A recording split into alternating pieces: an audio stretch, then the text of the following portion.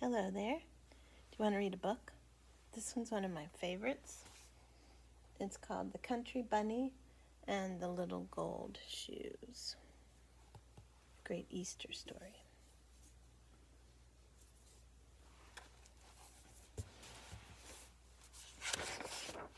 The Country Bunny and the Little Gold Shoes. Isn't she so cute? It's kind of a long story, so settle in. We hear of the Easter Bunny who comes each Easter day before sunrise to bring eggs for boys and girls, so we think there's only one, but this is not so. There are really 5 Easter bunnies, and they must be the 5 kindest and swiftest and wisest bunnies in the whole wide world, because between sunset on Easter Eve and dawn on Easter morning, they do more work than most rabbits do in a whole year. When one of the Easter bunnies grows old and can no longer run fast, the old, wise, and kind grandfather bunny, who lives at the Palace of Easter Eggs, calls the bunnies together from the whole world to select the very best one to take its place. Often a mother bunny says to her child, "Now if you learn to be wise and kind and swift, someday you may grow up to be one of the Easter bunnies." And all of the babies try their very best so they can grow up and go to work for the grandfather bunny at the Palace of Easter Eggs. One day, a little country girl bunny with brown skin and a little cottontail said, "Someday I shall grow up to be an Easter bunny. You wait and see."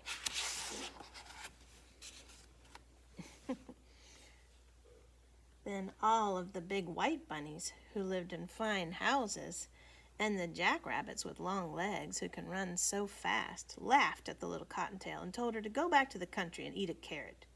But she said, "Wait and see." The little girl Cottontail grew up to be a young lady Cottontail, and by she had a husband, and much to her surprise, soon there were 21 Cottontail babies to take care of. 21.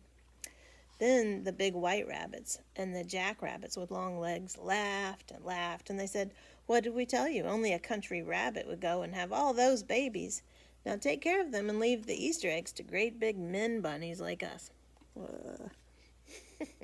And they went away liking themselves very much. Cottontail stopped thinking about hopping over the world with lovely eggs for little boys and girls, and she took care of her babies. And one day, when her children stopped being babies and they were little girl bunnies and little boy bunnies, she called them to her and said, "Now we're going to have some fun." Oh my goodness. Then 2 of them she gave little brooms and showed them how to sweep out the cottage, and 2 she taught how to make the beds. 2 more of them went with her to the kitchen, and in no time at all they'd found out how to cook a good dinner.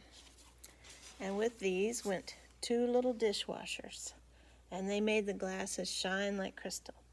And 2 had little wash tubs full of soap suds, and they washed all the linen. And 2 of them did the sewing and the mending. Look at those smart bunnies. Now, 2 of them had sweet voices and were taught to sing, and 2 more to dance, and these amused all the others while they worked so hard, so that they were all gay and happy. 2 others were soon digging in the garden, and to 2 she gave paints and crayons so they could make pretty pictures for the wall.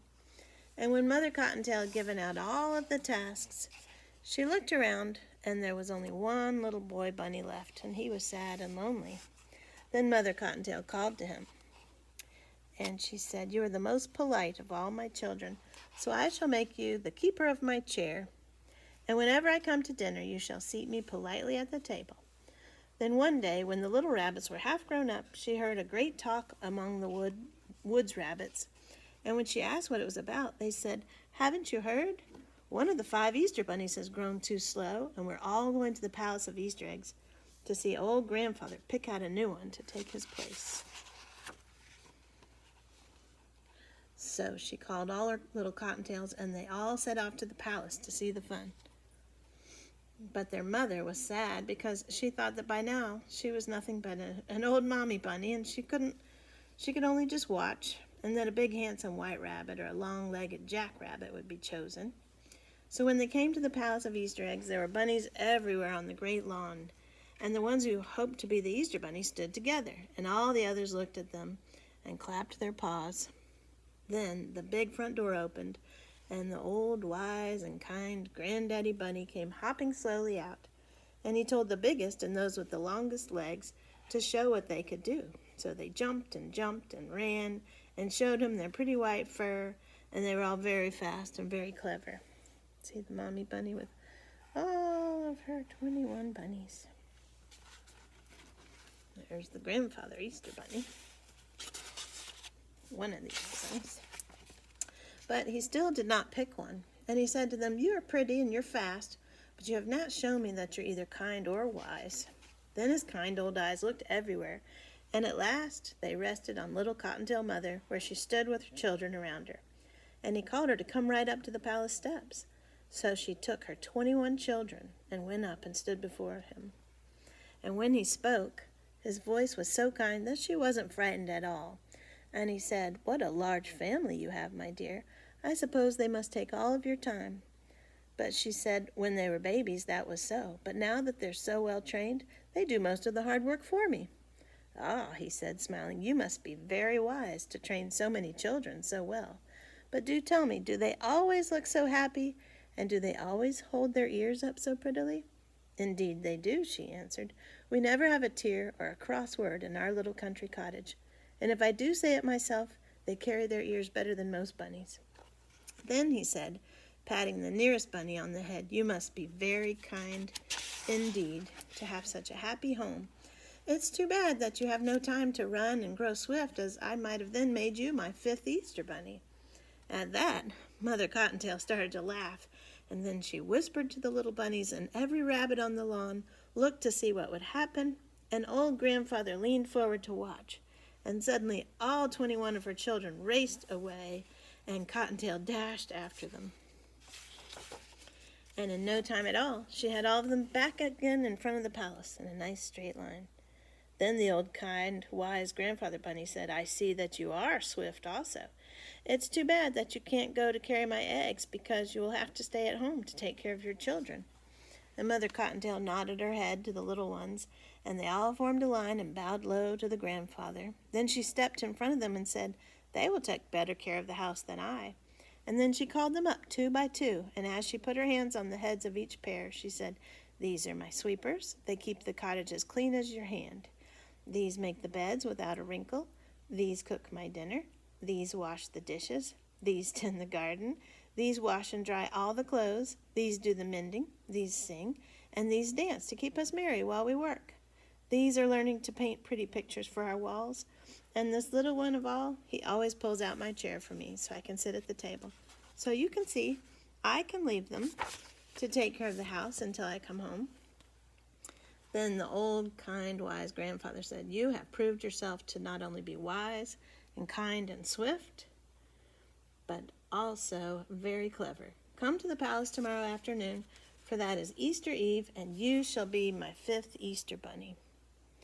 That next evening, Cottontail knocked on the big front door and was admitted to the huge palace.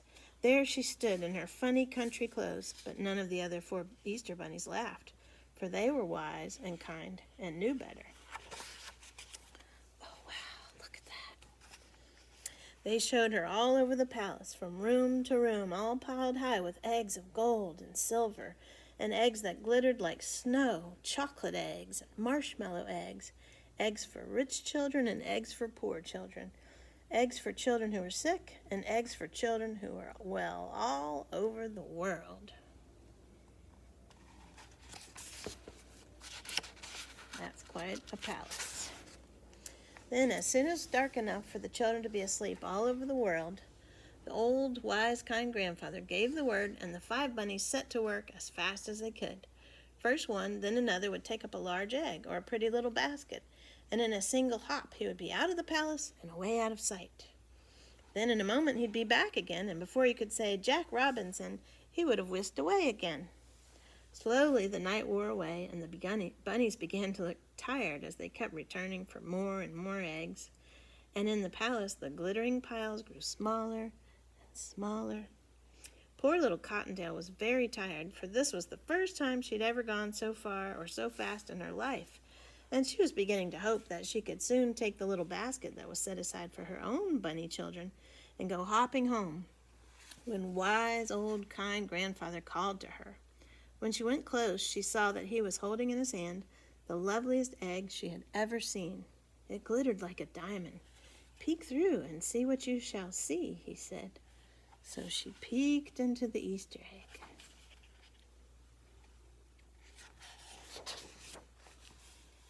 And through the little hole in one end, she saw a beautiful scene with a sleigh and a lake and people skating. And he said, "Because you've had such a loving heart for children, I'm going to give you the best but the hardest trip of all. Far off, over 2 rivers and 3 mountains, there's a great mountain peak. And in a little cottage on that peak is a boy who's been sick for a whole year and who's been so brave that never once has he cried or complained. The mountain is so high there's ice on the top, and it will be hard to climb. But if you get there, you will have more happiness than any other Easter bunny." Cottontail picked up the egg very gently and went hopping away on her journey. She crossed the first river, and then the second. She went over the first mountain, and then another mountain, and yet another, until at last she reached the highest mountain of all. She was very tired when at last she got to the bottom of the great peak, and her heart failed her when she saw how high it still was and how slippery with ice and snow. But holding the egg very carefully, she started hopping up. At last she reached the ice and snow, and now she was almost to the top, and she could see the little cottage all covered with snow where the little boy was sleeping. Then a terrible thing happened. Her foot slipped, and down, down, down she flew towards the snow. Then she fell in the ice and snow, and rolling and bouncing against the stones. She felt the air getting warmer and warmer. She's going down the hill, down, down, down, down. Oh, poor Cottontail. What's going to happen? Oh, down she went, and she crashed through a thicket of budding laurel, rolled across a pasture, and finally struck against the trunk of a great apple tree. And there she lay, with the egg still safely clutched in her paw, but with a great pain in her leg. She tried to rise again because she saw a lovely pink light in the sky, and she knew that in a few more minutes it would be daylight, and the little boy would be so sad if she did not get his egg to him. But the pain was so bad. And then she felt something touch her shoulder, and she looked up, and there, right before her, way off, there in that distant land, was old, wise, kind Grandfather Bunny. And he smiled at her, and he said, "You are not only wise and kind and swift, but you are also the bravest of all the bunnies, and I shall make you my very own gold shoe Easter bunny." And he reached over, and she saw for the first time that he was holding a tiny pair of gold shoes in his hand. And he bent down and put them on her feet. And suddenly all the pain left in her leg just went away, and she stood up and picked up the precious egg.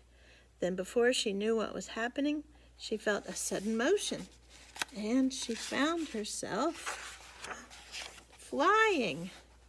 High in the air, over the pasture, she flew, over the laurel, over the stones, until at last, when she landed, she looked back and she saw that in one single jump she'd gone halfway up the mountain. Then she jumped again, and there she was at the top. Quickly, she squeezed through a tiny crack in the door that had been left open for her, just in case the Easter Bunny did come all that way. Look at her, way at the top. And in the hands of a beautiful sleeping boy, she placed the Easter egg. Oh, look at that sweet baby who gets the prettiest Easter egg. Then, just as Easter morning rose over the edge of the world, she jumped quickly back to the palace, where she found her own little basket for her own little bunnies, and she went hopping back home to give them a happy Easter. Mother Cottontail found that the garden was tended, And sure enough, just as she had said, everything was in order. The floors were swept, and there were 2 lovely new paintings hanging on the wall. The dishes were washed and shown in the cupboard, and the clothes were washed and mended and nicely hung and put away.